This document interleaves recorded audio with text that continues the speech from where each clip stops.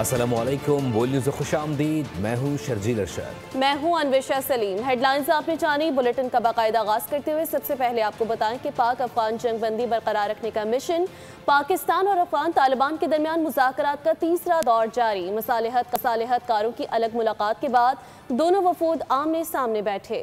तुर्की और कतर के मेज़बानों ने पाकिस्तान और अफगान वफूद से अलग अलग मुलाकातें की। दहशत गर्दी की रोकथाम के लिए मॉनिटरिंग मेकनिज़म के कवायद व ज़वाबित तय होंगे। तुर्की की दरख्वास्त पर मुज़ाकरात को आखिरी मौका देने पर इत्तफ़ाक़ किया गया था। पाकिस्तान का मुतालबा था कि अफ़गान सरज़मीन पाकिस्तान के ख़िलाफ़ दहशत गर्दी के लिए इस्तेमाल ना हो।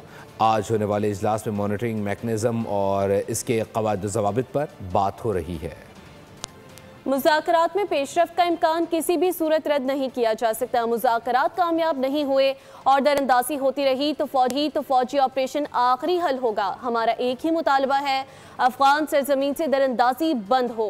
वज़ीर दिफा ख्वाजा आसिफ का बरतानवी मीडिया को इंटरव्यू। कहा, अफगान तालिबान हमले बंद होने के तहरीरी जमानत नहीं देना चाहते।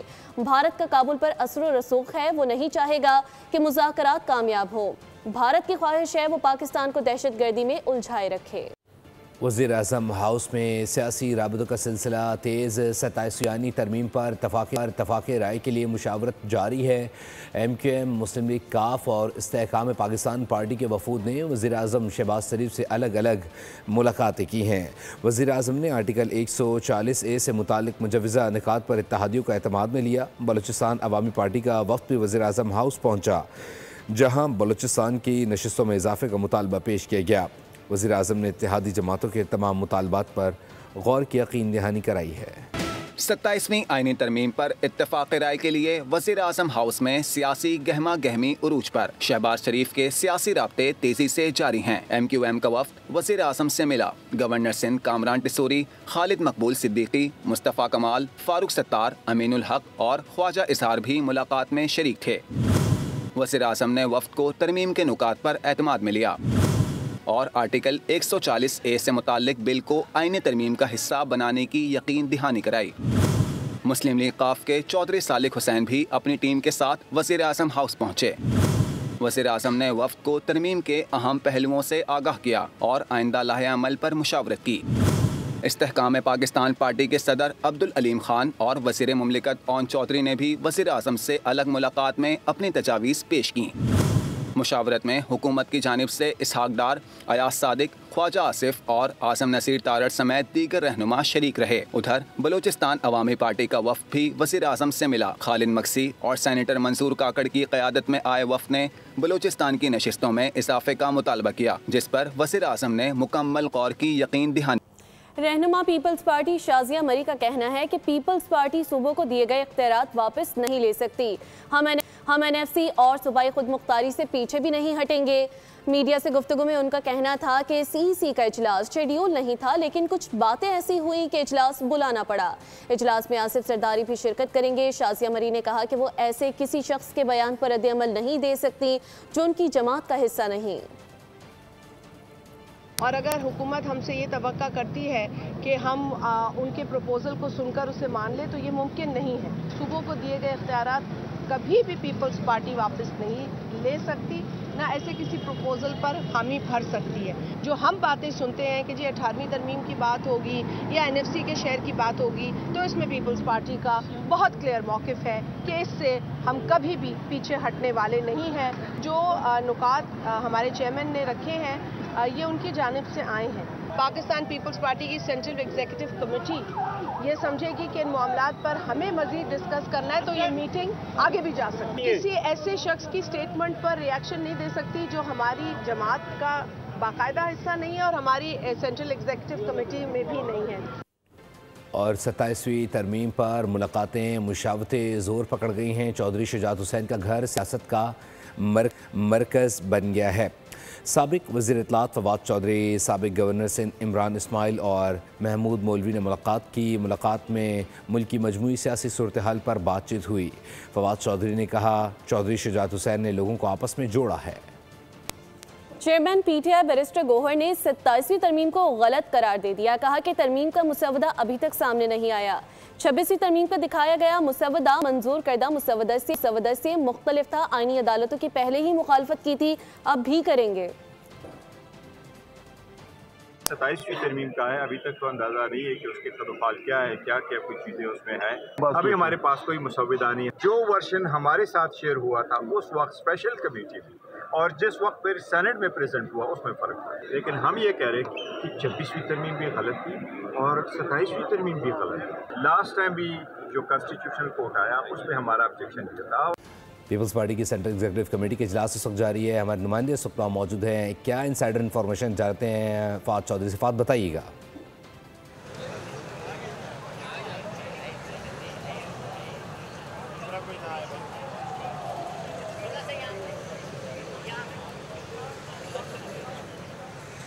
इस वक्त आपको बताते चले कि एनएफसी और सूबाई खुद मुख्तारी से के मामलात भी इस वक्त जारी हैं और इस वक्त सेंट्रल एग्जीक्यूटिव कमेटी का इजलास जारी है। इस वक्त बिलावल भुट्टो और साथ ही साथ दीगर जो पीपल्स पार्टी की आला शूरा है वो भी इस वक्त यहाँ पर मौजूद है। सदर आसिफ अली जरदारी भी यहाँ पर मौजूद हैं और दीगर सूबाई और वफाकी वज़रा भी इस वक्त यहाँ पर मौजूद हैं। पीपल्स पार्टी की सेंट्रल एग्जीक्यूटिव कमेटी का इजलास जारी है। वज़ीर आला सिंध ने तलबा की हाज़िरी को मॉनिटर करने के लिए कराची में पहले डिजिटल निज़ाम का इफ्तिताह कर दिया। इस मौके पर मीडिया से गुफ्तगू में वज़ीर आला ने कहा कि एनएफसी अवार्ड और 18वीं तरमीम रोल बैक नहीं होने देंगे। उनका कहना था कि 18वीं तरमीम में कई और मामलात भी अहमियत के हामिल हैं। मैं इतना श्योर हूँ कि हमारे लीडरशिप, हमारी पार्टी की position regarding the 18th amendment के भी डिटेल में ये हो जाए, इसलिए कि अभी वो फिर एक कंट्रोवर्सी शुरू हो जाएगी। जब हो जाएगी 27वीं तरमीम पर आपके साथ बैठूंगा। आगाह करें कि चमन बॉर्डर पर अफगानिस्तान की जानिब से पाकिस्तानी पोस्टों पर बिला इश्तियाल फायरिंग हुई। सिक्योरिटी फोर्सेस का फौरी और जिम्मेदाराना अंदाज में जवाब। अफगान सरहद पर फायरबंदी की खिलाफ वर्जी पर वज़ीर इत्तलात और नशरियात का बयान भी जारी। वज़ारत इत्तलात ने अफ़गान हुक्काम के इल्ज़ामात को मुस्तरद करते हुए वाज़ेह किया है कि फायरिंग का आगाज़ अफ़गानिस्तान की जानिब से हुआ, जिस पर पाकिस्तानी फोर्सेज ने भरपूर और मौसर जवाब दिया। इसी पर मज़ीद बात करेंगे ब्रिगेडियर टाइड मसूद साहब ने जान के। मसूद बहुत शुक्रिया आपकी कीमती वक्त का। एक जानिब मुज़ाकरात की पेशकश की जाती है, दूसरी जानिब बिला इश्तियाल फायरिंग की जाती है। आप क्या समझते हैं, बार बार ये मामलात करके मुज़ाकरात को सबताज करने की कोशिश की जा रही है? चमन बॉर्डर पर अफगानिस्तान की जानिब से पाकिस्तानी पोस्टों पर बिला इश्तियाल फायरिंग का मामला है। सिक्योरिटी फोर्सेज ने फौरी और जिम्मेदाराना अंदाज में जवाब दिया है। अफगान सरहद पर फायरबंदी की खिलाफ वर्जी पर वज़ारत इत्तलात और नशियात ने बयान जारी किया। वज़ारत इत्तलात ने अफगान हुकाम के इल्ज़ामात को मुस्तरद करते हुए वाज़ेह किया है कि फायरिंग का आगाज़ अफगानिस्तान की जानिब से हुआ। बयान में कहा गया है कि पाकिस्तानी फोर्सेज ने मौसर रद्दअमल से सूरत हाल पर काबू पा लिया और जंगबंदी बदस्तूर बरकरार है। वज़ारत के मुताबिक पाकिस्तान मुज़ाकरात के तसलसल और बाहमी ताउन के लिए पुरज़्म है। चमन बॉर्डर पर अफगानिस्तान की जानिब से पाकिस्तानी पोस्टों पर एक बार फिर बिला इश्तियाल फायरिंग सामने आई है, जिस पर सिक्योरिटी फोर्सेज ने मौसर और भरपूर जिम्मेदाराना जवाब दिया है। अफगान सरहद पर फायरबंदी की खिलाफ वर्जी पर वज़ारत इत्तलात और नशियात ने बयान भी जारी किया है, जिसमें अफगान हुक्काम के इल्ज़ामात को मुस्तरद करते हुए वाज़ेह किया है कि फायरिंग का आगाज़ अफगानिस्तान की जानिब से हुआ। बयान में कहा गया कि पाकिस्तानी फोर्सेस के मौसर रद्दअमल से सूरत हाल पर काबू पा लिया गया। रावलपिंडी में अस्करी सिफारतकारी की नई मिसाल कायम। बरतानवी बरी फौज के सरबराह जनरल सरचार्ज लजवा कारका GHQ का अहम दौरा। फील्ड मार्शल सैयद आसिम मुनीर से मुलाकात में दिफाई ताउन, इलाकाई सलामती और बाहमी ताल्लुकात पर तफसीली तबादला ख्याल किया गया। जनरल वाकर ने यादगार शोहदा पर हाज़िरी दी और पाक फ़ौज के कुर्बानियों को खराज तहसीन पेश किया। बरतानवी फ़ौजी सरबराह ने दहशत गर्दी के खिलाफ जंग में पाक फ़ौज की पेशा वराना सलाहियतों और किरदार को सराहा। रावलपिंडी में अस्करी सिफारतकारी का नया बाब रकम। बरतानवी बर्री फौज के सरबराह का GHQ का दौरा। फील्ड मार्शल आसिम मुनीर से मुलाकात, दिफाई ताउन और इलाकाई इस्तेहकाम पर अहम गुफ्तगू। पाक फौज के चाको चौबंद दस्ते ने मुअस्सिस मेहमान को गार्ड ऑफ ऑनर पेश किया।